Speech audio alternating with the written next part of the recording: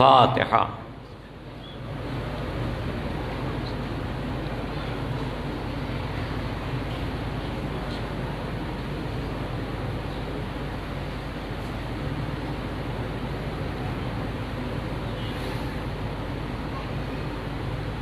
حجت الاسلام مولانا شیخ نوروز علی نجفی صاحب کے لیے الفاتحہ۔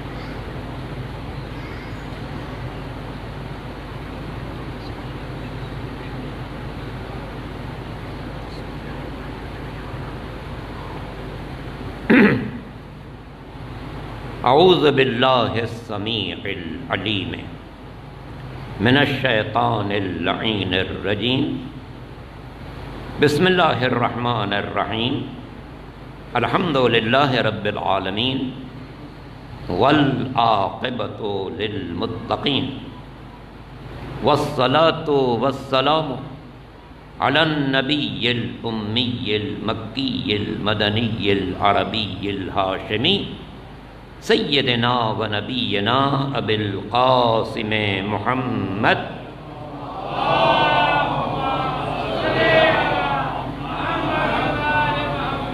و آلہ الطیبین الطاہرین المعصومین المظلومین الغر المیامین الذین اذهب اللہ عنہم الرجس وطہرہم تطہیرا۔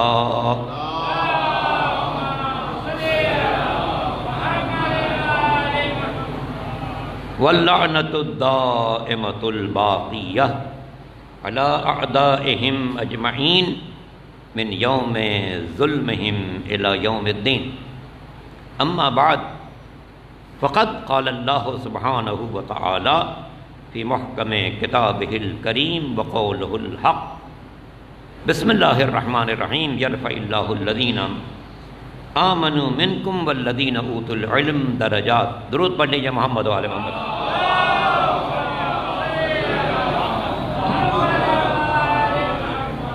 تمام علماء کرام کی اجازت سے میں سب سے پہلے مولانا مرحوم کے فرزندان کو اور اہل خاندان کو، ان کے شاگردان کو تعزیت پیش کرتا ہوں، اس دعا کے ساتھ کہ خدا اندالم حجت الاسلام مولانا شیخ نوروز علی نجفی صاحب کی قبر پر اپنی رحمت نازل فرمائے۔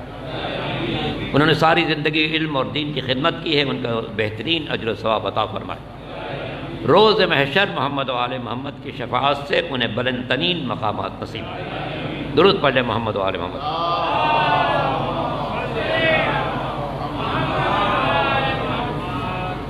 مجھے یاد ہے سوئم کی مجلس میں الحمدللہ مسجد پوری بھری ہوئی تھی، پھر بھی مولانا حسن ظفر صاحب نے شکوہ کیا تھا کہ اتنے بڑے عالم کی مجلس میں اتنا مختصر مجلس، تو میں کتنا تعجب کروں،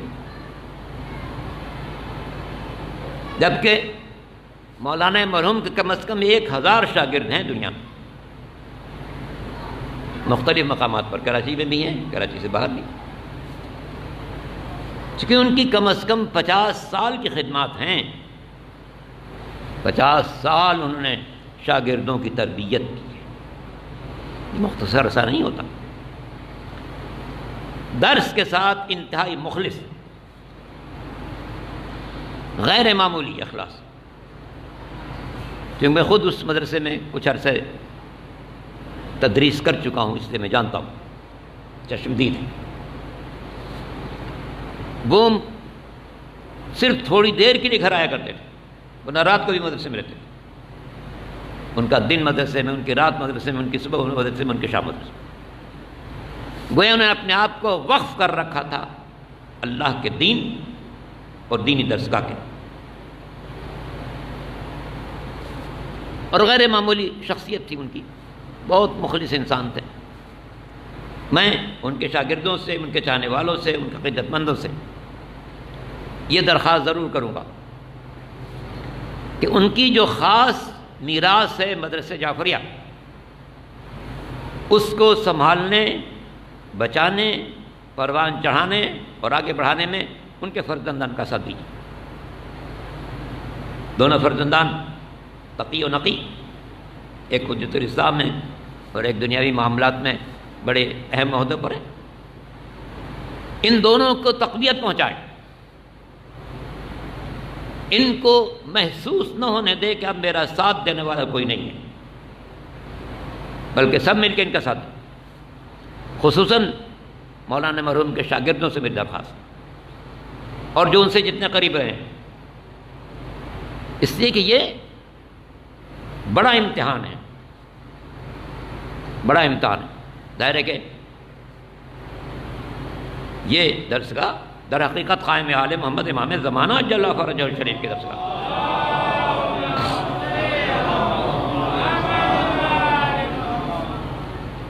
ان درسگاہوں کی حفاظت ہم سب پر فرض ہے، کیونکہ سرکار قائم آل محمد نے اپنے دین کا وارث صاحبان علم کو قرار دیا ہے۔ نہ سرکار دو عالم نے اپنی امت کو بغیر جانشین کو چھوڑا، اور نہ سرکار امام زمانہ نے اپنی قوم کو بغیر ذمہ دار کے چھوڑا۔ انہیں ذمہ دار بنایا ہے۔ کس کو ذمہ دار بنایا؟ چرب زبان لوگوں کو، مجمع باز لوگوں کو، ہیرا پھیری کرنے والوں کو نہیں، صاحبان علم کو۔ جب 10 شوال سن 329 ہجری علی بن محمد سمری امام زمانہ کے چوتھے نائب خاص دنیا سے تشریف لے جانے لگے تو امام سے سوال کیا کہ اب اس منصب کا ذمہ دار کون ہوگا؟ تو کہا اب نہیں، یہ جو خصوصی نیابت تھی اب یہ ختم ہو رہی ہے، اس لیے کہ اب غیبت کبریٰ شروع ہو رہی ہے۔ غیبت خبرا میں، غیبت صغریٰ میں خط و کتابت بھی ہو سکتی تھی، مراسلات بھی ہو سکتی تھی، امانتیں بھیجی جاتی تھیں، جواب آتا تھا، لیکن غیبت کبریٰ میں یہ سلسلہ منقطع۔ تو پھر امام سے سوال ہے کہ پھر جب مشکلات پیش آئیں گی ہم کس کی طرف رجوع کریں؟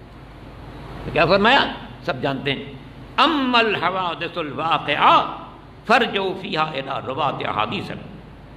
اب جو تمہیں مسائل پیش آئیں گے ان میں ان علماء کی طرف رجوع کرنا جو ہمارے علم کی نشر و اشاعت کرنے والے۔ فإنہم حجتی وأنا حجت اللہ، وہ میرے نائب ہیں، میں اللہ کا نائب ہوں۔ یہ جو فرمان مقدس ہے، اسی کی بنا پر زمانے کا جو سب سے بڑا مجتہد ہوتا ہے اس کو مرجع کہتے ہیں، جس کی طرف رجوع کیا جائے۔ یہ لفظ مرجع خود ساختہ نہیں ہے، خود امام کے اس فرمان سے نکلا ہے۔ امام نے کہا رجوع کرو، جس کی طرف رجوع کیا جائے وہ مرجع ہے۔ پھر ہم جو زمانے کے بڑے مجتہد کو نائب امام کہتے ہیں، یہ بھی خود ساختہ نہیں ہے، یہ بھی اسی جملے سے، انہم حجتی وانا حجت اللہ، یہ میرے نائب ہے اور میں اللہ کا نائب۔ اور اس عہد غیبت میں دین زندہ رہا ہے تو انہی علماء کی بنا پر جو تقدس، پاکیزگی، ورع، زہد، عبادت اور اخلاص کا مرقع تھے۔ درود پڑھ لیجیے محمد و آل محمد۔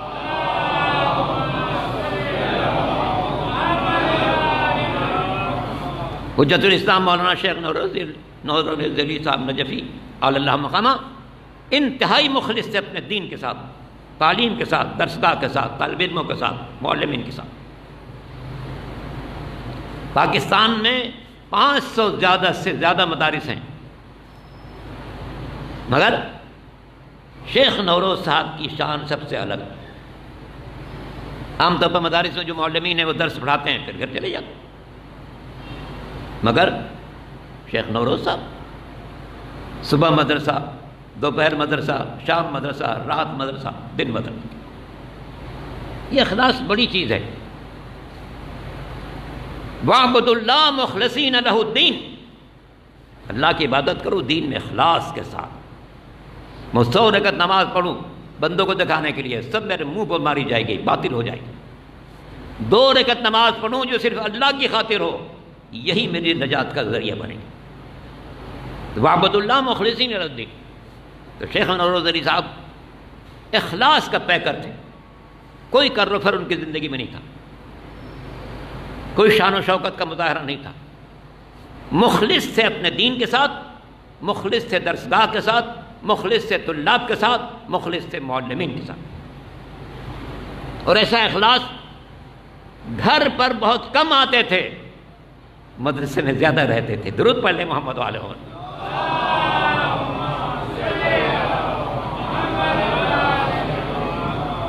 بہت سادہ طبیعت، بہت باوقار انسان، لیکن بہت سادہ طبیعت، بہت سادہ طبیعت. میں نے برس ان کے ساتھ گزارے. وہ نجف کے بزرگان میں سے آخری افراد میں سے رہ گئے تھے. اب جو چند افراد باقی رہ گئے، اللہ ان کی حفاظت کرے. اور الحمدللہ خیر اب دوبارہ نجف کا حوضہ آباد ہو رہا ہے، ہو چکا ہے، اور لوگ جا رہے ہیں انشاءاللہ مستقبل میں آئیں گے وہاں سے درس حاصل کر کے. کیونکہ نجف کا ایک خاص طرز امتیاز ہر دور میں رہا. اس کی بنیاد شیخ طوسی علیہ الرحمہ نے رکھی، اور اس عہد غیبت میں دین کی ذمہ داری مخلص ترین علماء نے انجام دی ہے. وہ شیخ کلینی ہو، شیخ صدوق ہوں، شیخ مفید ہوں، سید مرتضیٰ ہوں، سید رضی ہوں، علامہ ہدلی ہوں، علامہ مجلسی ہوں. عہد حاضر میں شیخ مرتضیٰ انصاری جیسی شخصیت، کیا بلند مرتبہ انسان تھے، جن کی 2 کتابیں تمام حوزہ علمیہ میں پڑھی جاتی ہیں، رسائل و مقاصد. اتنے مخلص انسان تھے. آپ شہید مطہری کتاب میں ان کے حالات پڑھیں. جس فقر و تنگ دستی میں مرجعیت شروع کی، آخر وقت تک اسی فقر و تنگ دستی میں رہے.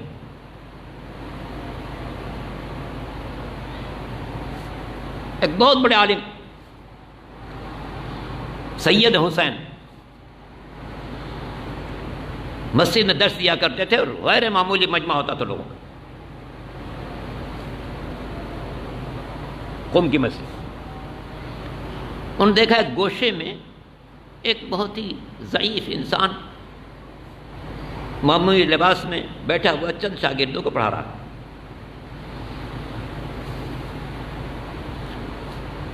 سید صاحب کہتے ہیں کہ ایک روز میں کام سے جلدی فارغ ہو گیا، درس میں میرے آدھا گھنٹہ باقی تھا. تو میں نے سوچا کہ ذرا چلنا مسجد پہلے چلا جاتا ہوں، جب طلبہ آئیں گے تو ان کو درس دوں گا. جب مسجد میں پہنچا دیکھا کہ ایک شیخ گوشے میں کچھ پڑھا رہے ہیں. میں نے کہا چلو ذرا سنیں ان کو.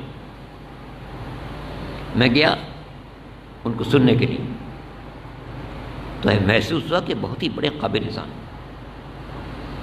میں اگلے روز پھر گیا، یہاں سے کئی روز میں جاتا رہا، تو میرا دل مطمئن ہو گیا کہ یقیناً یہ انتہائی بافضل انسان ہے اور مجھ سے بہت افضل. تو میرے سینکڑوں شاگرد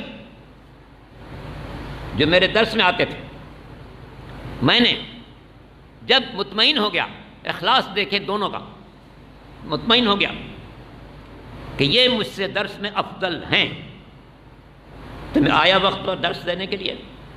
سینکڑوں شاگرد موجود تھے. میں نے شاگردوں سے کہا، اے میرے عزیزو، آج میں آپ سے ایک نئی بات کہنے والا ہوں، اور وہ نئی بات یہ ہے کہ یہ جو گوشے میں ایک ضعیف سا انسان آپ کو نظر آ رہا ہے، یہ مجھ سے عالم ہے. آؤ میں بھی اس کے درس میں شرکت کرتا ہوں، تم سب اس کے درس میں شرکت کرو. درود پڑھیں محمد والوں.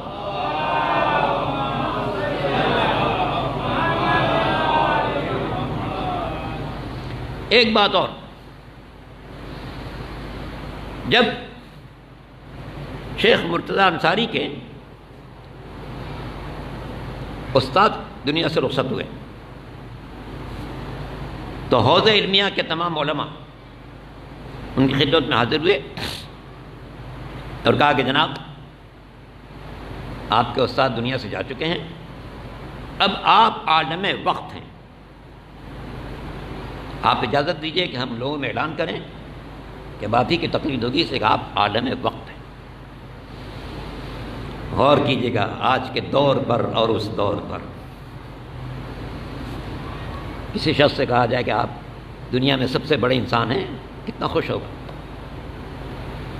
لیکن جب شیخ مرتضی انصاری نے یہ بات سنی کہ اس وقت مجھے سب سے زیادہ صاحب علم سمجھا جا رہا تو رونے لگے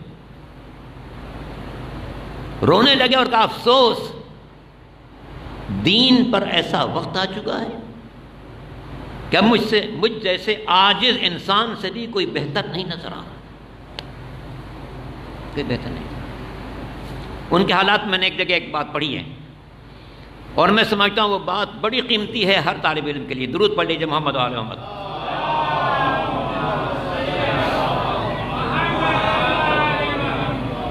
ظاہر عالم وقت کا مطلب کیا ہے کہ اب کسی سے پوچھنے کی گنجائش نہیں ہے۔ کہتے ہیں کہ جب میں کسی مشکل گتھی میں پڑ جاتا تھا، کسی سے مسئلہ حل نہیں ہوتا تھا، کتاب سامنے مطلب سمجھ میں نہیں آتا،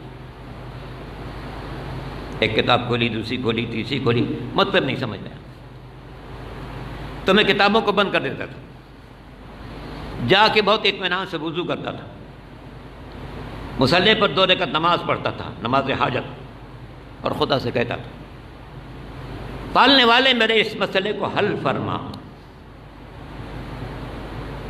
کہتے ہیں جب اس نماز کو پڑھنے کے بعد میں دوبارہ اس کتاب کو کھولتا تھا تو مطلب اتنا آسان ہو جاتا تھا کہ میں سوچتا تھا کہ اب تک میں پریشان کیوں تھا۔ درود پڑھ لے محمد علیہ۔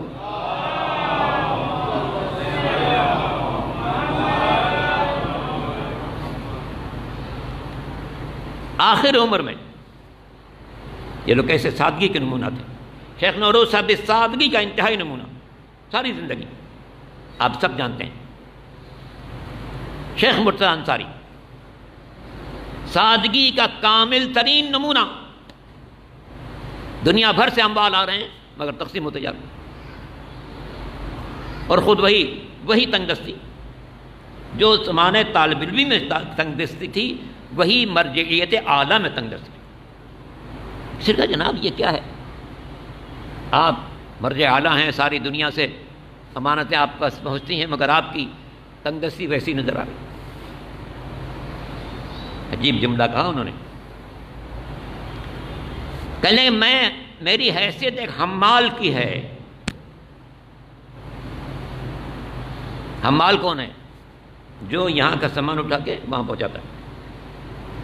میری حیثیت ایک حمال کی ہے، جن لوگوں پر خمس و زکوٰۃ واجب ہوتا ہے وہ مجھ تک پہنچاتے ہیں تاکہ میں اسے مستحق لوگوں تک پہنچاؤں۔ حمال کو اس میں سے کچھ چھیننے نکالنے کا حق نہیں ہوتا۔ درود پڑھ لے محمد و آل محمد۔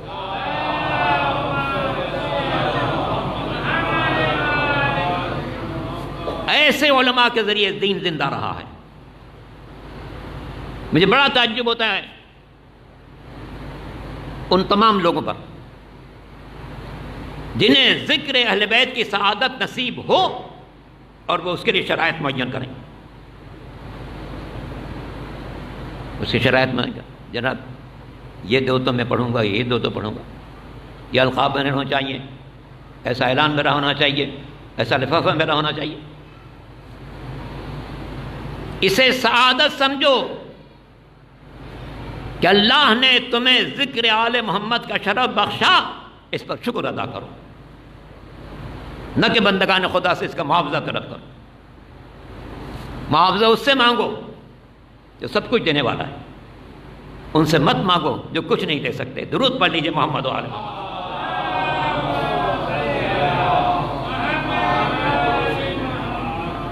دین زندہ ہے ایسے علماء کے ذریعے سے، ایسے علماء کے ذریعے جو اخلاص کا پیکر ہو۔ شیخ مرتضی انصاری کی مثال میں نے ایک نمونے کے طور پر عرض کی، ورنہ یہ تسلسل ہے ہمارے تمام مجتہدین کرام۔ اور شیخ نوروز صاحب بھی سادگی اخلاص کا پیکر تھے، کبھی تمطراق نہیں تھی زندگی میں، کوئی کر و فر نہیں تھا، کوئی شان و شوکت کا مظاہرہ نہیں تھا، اپنے مشن سے کامل وابستگی اور اپنے طالب علموں کو کچھ سجا کر پیش کرنے کا جذبہ، یہ ان کی زندگی کا خلاصہ ہے۔ اپنے مشن سے کامل وابستگی اور طلباء کو کچھ سنوار دینے کا جذبہ۔ اب دونوں بیٹے ماشاءاللہ اس مدرسے کو سنبھالیں گے۔ کتنا خوبصورت نام ہے، تقی نقی، بڑے اہتمام سے نام رکھو نا، تقی نقی۔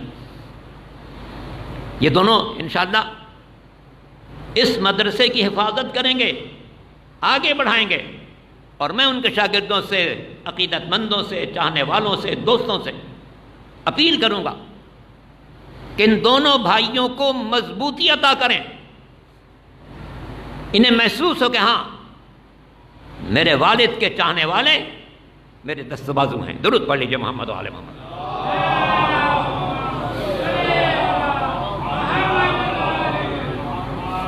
مدرسہ جعفریہ ایک نام ہے، اور انشاءاللہ اب ان کے جو فرزند ہیں آپ کے سامنے تشریف فرمائیں، اس کو اور نکھاریں گے اور آگے بڑھائیں گے، اس کو بری نظروں سے بچائیں گے۔ ہمارے بعض مدارس پر بری نظریں ہیں، بری نظریں، نام نہیں لینا چاہتا، مگر ہمارے بعض مدارس پر بری نظریں۔ اللہ ان مدارس کو نظر بد سے بچائے، اور مدرسہ جعفریہ کے امور کو منظم رکھے، شیخ نوروز صاحب کے فرزندوں کی حمایت فرمائے، اور ان کی تائید و نصرت سے اس درسگاہ کو مزید ترقی عطا فرمائے۔ درود پڑھ لیں محمد و آل محمد۔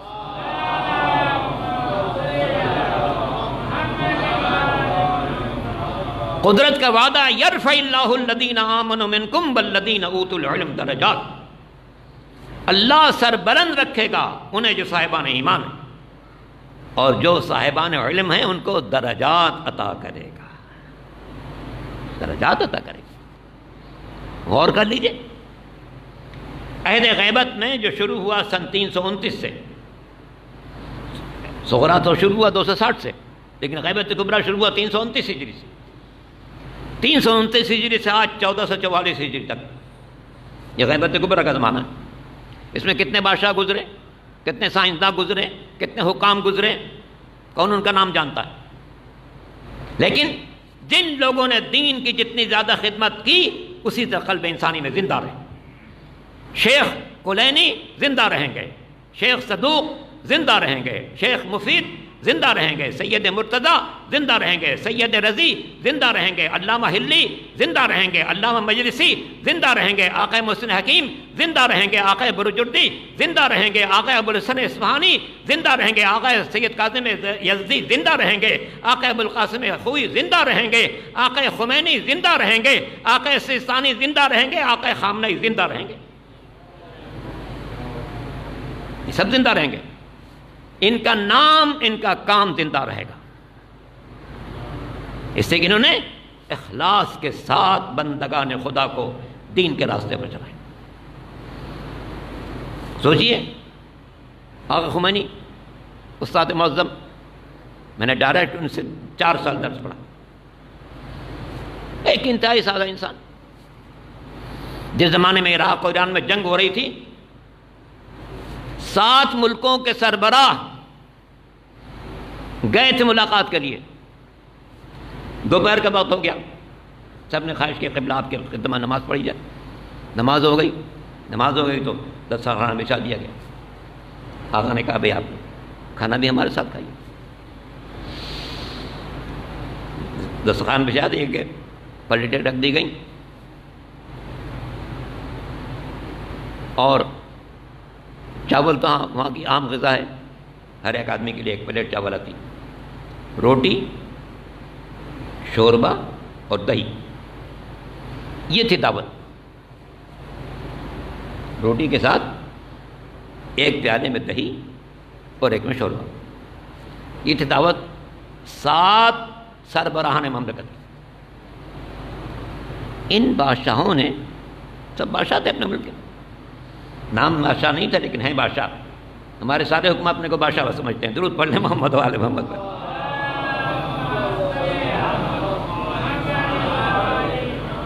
کھانا تو کھا لیا، اب کچھ کیا کہتے، آغا صاحب کی دعوت ہے، بعد میں کہیے کیا یہی غذا استعمال کرتے ہیں؟ روٹی، شوربہ اور دہی، بتایا گیا کہ نہیں؟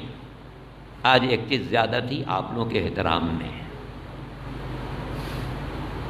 آج ایک چیز زیادہ تھی آپ لوگ کے احترام میں، ورنہ آغا صاحب بس روٹی شوربہ یا روٹی دہی. جو پورے ملک کا حاکم اعلیٰ تھا، اس نے دنیا کو بتایا کہ یہ مال و زر اس لیے نہیں ہے کہ اپنے قبضے میں کر کے اپنے آپ کو بہتر بنا لو، بلکہ سبق سیکھو مولا کائنات امیر المومنین علی بن ابی طالب علیہ السلام سے.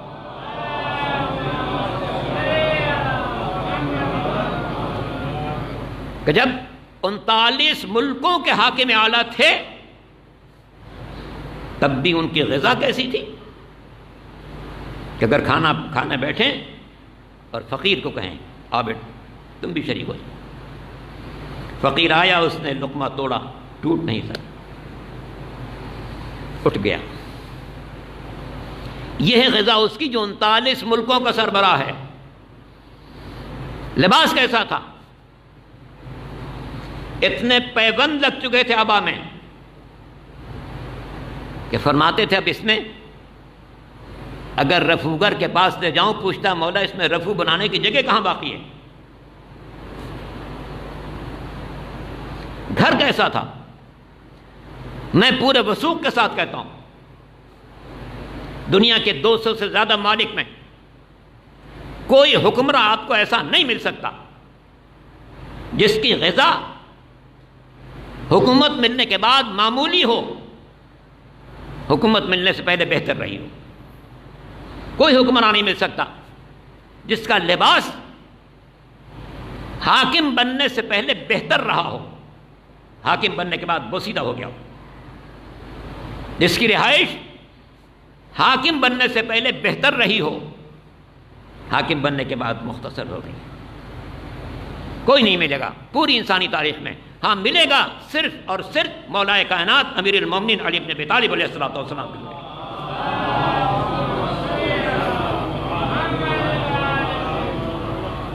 کوئی شخص بھی ان کا وہ گھر دیکھنا چاہے جو مدینے میں تھا، جو آثار مٹ چکے ہیں لیکن جگہ سمجھی جا سکتی، وہ بہت وسیع تھا اس گھر سے جو کوفے میں. لباس پہلے بھی معمولی تھا مگر حاکم بننے کے بعد اس سے زیادہ معمولی. خود فرمایا کرتے تھے، وہ پھٹی ہوئی ابا پہنے ہوئے فرمایا کرتے تھے یہ ابا میں مدینے سے لے کر آیا تھا،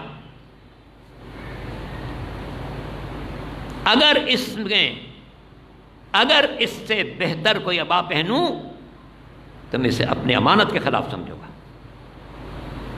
بندگان خدا کا مال ہے.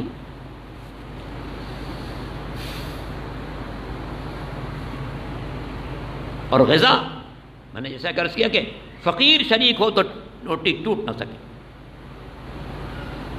جارج جرداق عیسائی مفکر کہتا ہے علی کی پوری زندگی زاہدانہ تھی مگر وہ حصہ زیادہ زاہدانہ ہے جب وہ سریر حکومت پر فائز ہے.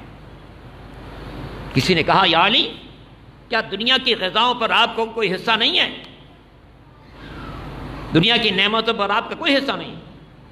کہا کیوں نہیں ہے؟ پوچھا پھر کیوں آپ اچھی غذا نہیں کھاتے؟ کیا جملہ ہے! ہر حاکم کے لیے اس میں پیغام ہے. فرماتے ہیں کیا میں اس بات پر مطمئن ہو جاؤں کہ مجھے مسلمانوں کا حاکم اعلیٰ کہا جاتا ہے اور میں زندگی کی سختیوں میں ان کا ساتھ نہ دوں؟ کیا یہ ہو سکتا ہے کہ میں اچھی غذا کھاؤں اور ترک و یمامہ میں دور دراز کے علاقے میں کوئی بیوہ نان شبینہ کی محتاج ہو؟ اس میں پیغام ہے ہر حاکم کے لیے. حاکم اس وقت تک اچھی غذا نہ کھائے جب تک کہ سب کو اچھی غذا نہ فراہم کر دے. حاکم اس وقت تک اچھا لباس نہ پہنے جب تک سب کو اچھا لباس نہ فراہم کر دے. حاکم اس وقت تک اچھی رہائش اختیار نہ کرے جب تک کہ بندگان خدا کو اچھی رہائش فراہم نہ کرتے. درود پڑھ لیجیے محمد والے.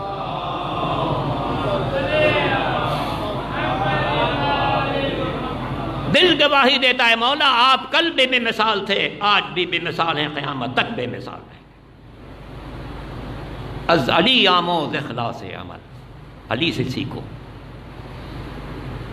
کائنات انسانی میں علی وہ ذات ہے، منبر پر ان سے بڑا خطیب نہیں ہے، مسند قضا پر ان سے بڑا منصف نہیں ہے، محراب عبادت میں ان سے بڑا عبادت گزار نہیں ہے، اور میدان جنگ میں ان سے بڑا سورما نہیں ہے، جو اکیلے پورے لشکر پر حاوی، احد میں سارا لشکر چلا گیا مگر علی نے تنہا پورے جنگ کو فتح کر لیا۔ درود پڑھ لیں محمد و آل محمد۔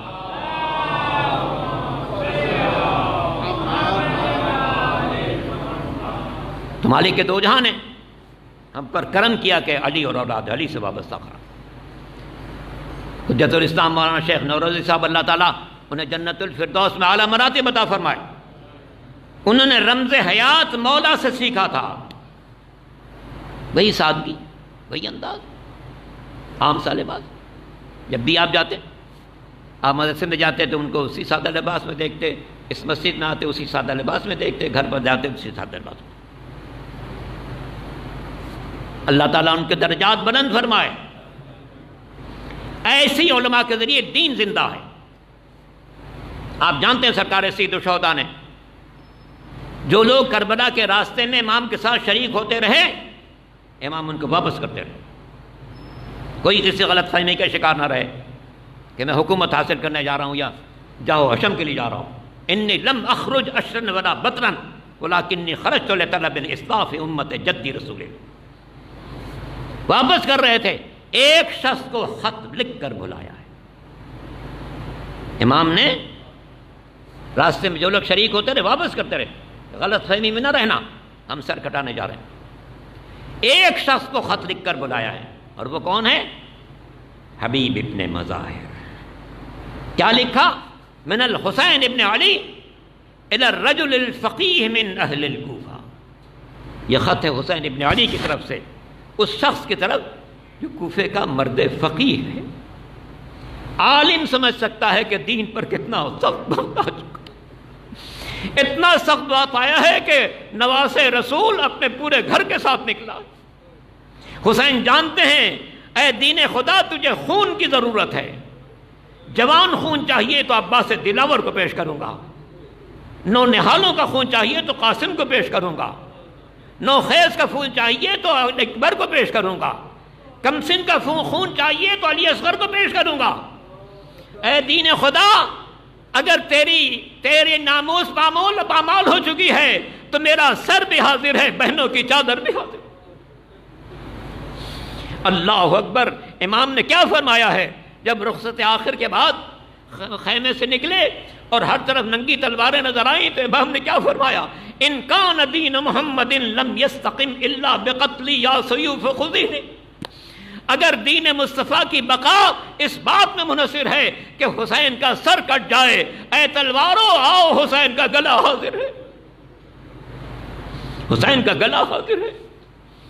چوتھے امام کے پاس جب واقع کربلا کے بعد کوئی شخص آیا اور اس نے کہا مولا آپ لوگوں نے اتنی بڑی قربانی دی، جوانوں کی قربانی، بچوں کی قربانی، بزرگوں کی قربانی، اور آپ کے بعد عورتوں نے قربانی دی، اے مولا آپ نے اتنی بڑی قربانی دے دی، حاصل کیا ہوا؟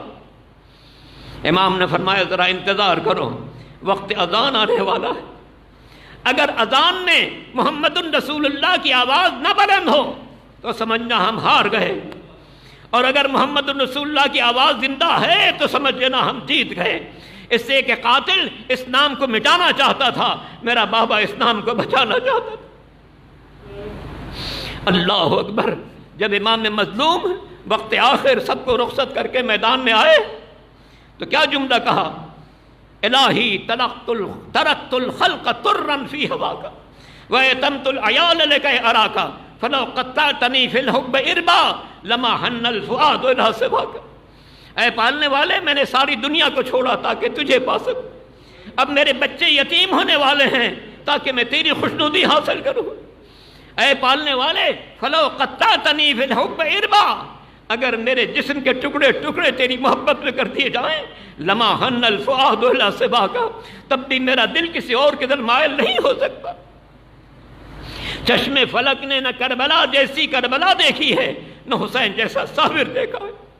صبح سے لاشیں اٹھاتے رہے، بھائیوں کے دوستوں کے لاشیں، انصار کے لاشیں، باوفا ساتھیوں کے لاشیں، حبیب کا لاشا، مسلم ابن اوسجہ کا لاشا، زہرقین کا لاشا، عابس کا لاشا، شاکر کا لاشا۔ اور جب ہوئی زہر تنا قتل سپاہ شبیر، اب اولاد کی باری شروع ہوئی۔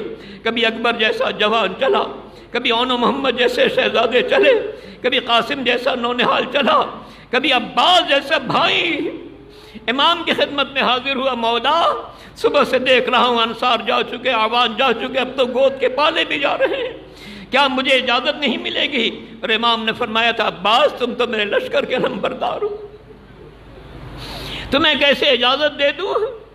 اور عباس کی شہادت پر امام نے ایک عجیب جملہ کہا تھا، اے عباس اب وہ آنکھیں سو جائیں گی جن میں کل تک نیند نہیں تھی، اور اب وہ آنکھیں نہیں سو سکیں گی جو بڑے آرام سے سوتے تھے۔ اس میں پوری تاریخ مضبر ہے، کل تک دشمن نہیں سو سکتا تھا اس لیے کہ عباس زندہ ہے، اور بچے اس لیے آرام سے سوتے تھے، عباس زندہ ہے۔ مگر جو آج تک آرام سے سو رہے تھے کل سے ان کو نیند نہیں ملے گی، اور آج تک جس کی نیند اڑی ہوئی تھی کل سے وہ پریشان سے سوئے گا اس لیے کہ عباس نہیں رہے۔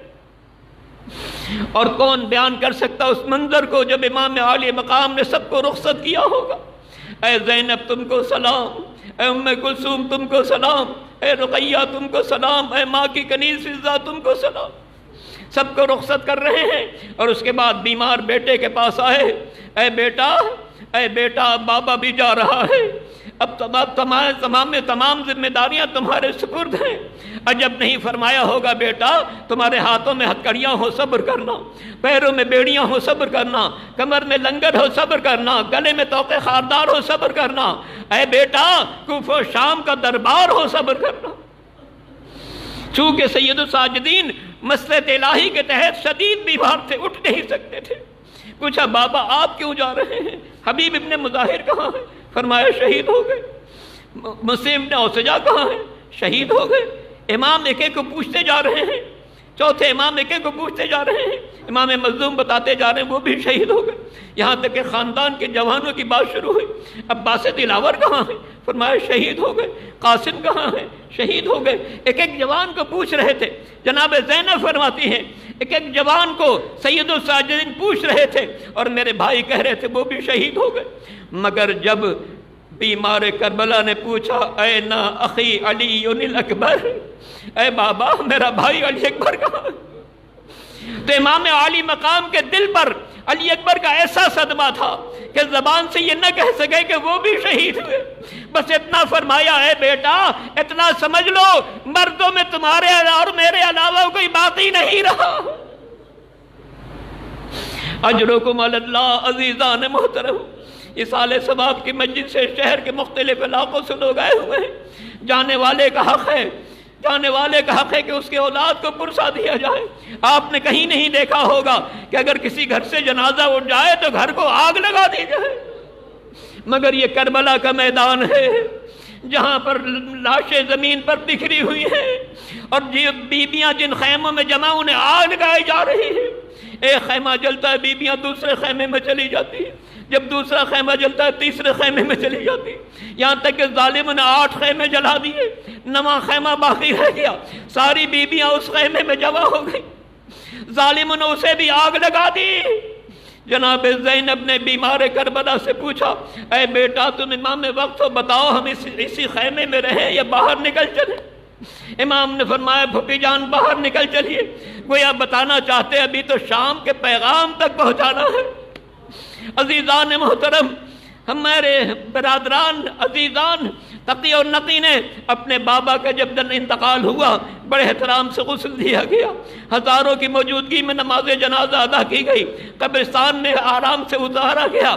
کتنا سکون ملتا ہے بیٹے کو اگر وہ محسوس کرے کہ میں نے اپنے بابا کی آخری خدمت انجام دے دی، مگر میں نہیں سمجھتا کہ جب چوتھے امام خیمے سے نکلے ہوں گے، چلتے ہوئے خیمے سے نکلے ہوں گے اور یہ منظر دیکھا ہوگا کہ زمین گرم پر بابا کا لاشا تڑپ رہا ہے، نوکے نیزہ پر سر مبارک تلاوت کر رہا ہے، عجب نہیں چوتھے امام نے بابا کے سر کو مخاطب کیا ہوگا السلام علیکہ یا ابا عبداللہ، اے میرے بابا بیمار کا سلام قبول کرے، اے بابا آپ کو غسل آپ کو قبر میں اتارے بغیر جا رہا ہوں۔ اے بابا شام کا بازار ہوگا، کوفے کا دربار ہوگا، آپ کی بہنیں بے مقرع و چادر ہوں گی۔ اے بابا اے بابا ہماری دادی کا جنازہ رات کی تاریکی میں اٹھایا گیا، مگر ان کی بیٹیوں کو رسیوں میں جکڑ کر بازاروں میں گزارا جائے گا۔ افلاک سے آواز آ رہی تھی، واہ حسین واہ حسین واہ حسین، ہائے حسین۔ خداوندہ ہماری اس مجلس عزا کو اپنی بارگاہ میں قبول فرما، ہمارے گناہان صغیرہ و کبیرہ کو معاف فرما، یہ کرونا وائرس سے ہر مومن ہر مومنہ کو محفوظ فرما، اہل وطن کو محفوظ فرما، پوری دنیا انسانیت کو محفوظ فرما۔ متعدد علماء کرام ماشاءاللہ تشریف فرما ہیں، ان سب کی توفیقات میں اضافہ فرما، ان سب کو دشمنوں کے شر سے محفوظ فرما۔ حجت الاسلام مولانا شیخ نوروز علی نجفی کے فرزندان کی حفاظت فرما، اس درسگاہ کے سلسلے میں جو یہ لوگ کوششیں کریں ان میں ان کی حمایت فرمانا، ان کی نصرت فرمانا، ان کو کامیابی عطا فرمانا۔ حاضرین مجلس سے ایک بار پھر التماس ہے سورہ مبارکہ فاتحہ کی عالی جناب حجت الاسلام مولانا شیخ نوروز علی نجفی اعلی اللہ مقامہ کے لیے الفاتحہ۔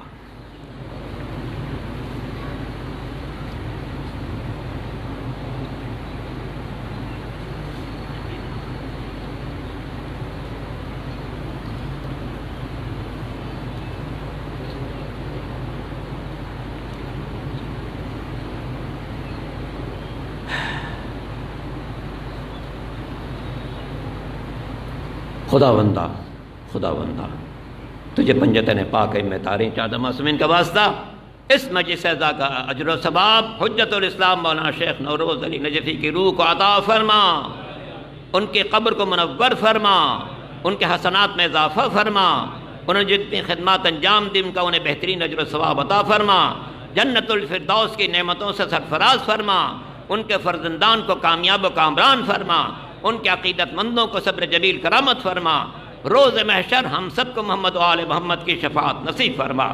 ربنا تقبل منا انک انت السمیع العلیم برحمتک یا ارحم الراحمین۔ ذرا پڑھ